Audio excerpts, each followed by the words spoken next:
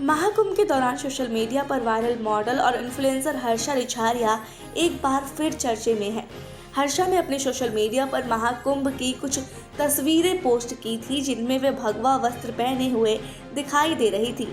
अब इस पर विवाद छिड़ गया है और वह चर्चा का विषय बन गई है। असल में हर्षा रिछारिया को महाकुंभ के पहले अमृत स्नान में विशेष रूप से शामिल किया गया था और इसके बाद वह महामंडलेश्वर के शाही रथ पर भी बैठी थी। इन दोनों ही घटनाओं ने महाकुंभ के आयोजकों और वहां मौजूद संतों के बीच विवाद खड़ा कर दिया है। कुछ संतों ने तो सीधे तौर पर हर्षा के शाही रथ पर बैठने पर सवाल उठाए हैं, जबकि दूसरी ओर अखाड़ा परिषद ने उनका बचाव किया है।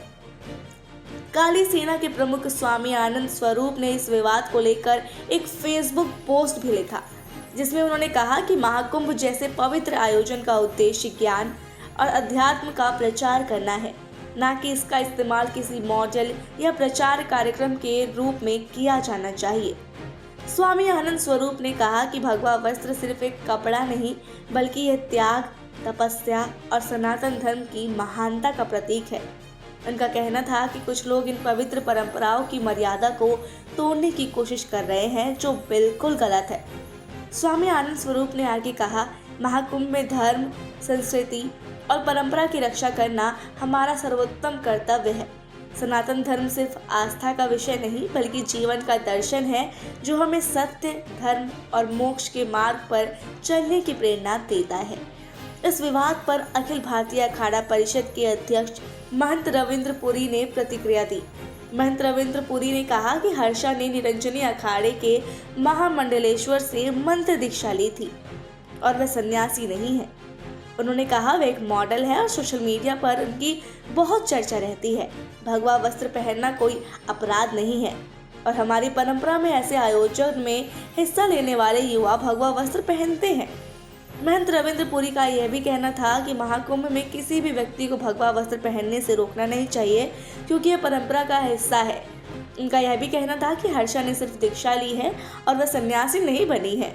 इस मामले में हर्षा ने भी अपना पक्ष स्पष्ट किया है। उन्होंने सोशल मीडिया पर एक पोस्ट में कहा कि वह सन्यासी नहीं और उन्होंने केवल मंत्र दीक्षा ली है। इसके अलावा हर्षा ने यह भी कहा कि उनका उद्देश्य महाकुंभ के धार्मिक और सांस्कृतिक महत्व को समझना और उसे सम्मान देना है, न कि किसी विवाद में फंसना। अब यह देखना दिलचस्प होगा कि यह विवाद कैसे आगे बढ़ता है। क्या महाकुंभ के आयोजक हर्षा को लेकर अपनी पोजीशन स्पष्ट करेंगे या यह मामला और बढ़ेगा? फिलहाल इस विवाद ने महाकुंभ की शांति और संतुलन को थोड़ा हिला दिया है और लोगों के बीच चर्चाओं का सिलसिला जारी है। इस पूरे मामले से एक बात तो साफ है कि महाकुंभ जैसे बड़े धार्मिक आयोजन में हर किसी की नजरें उन पर रहती है, चाहे वह कोई आम भक्त हो या फिर एक वायरल मॉडल। आप देख रहे हैं सौगंध टीवी, सौगंध वतन की।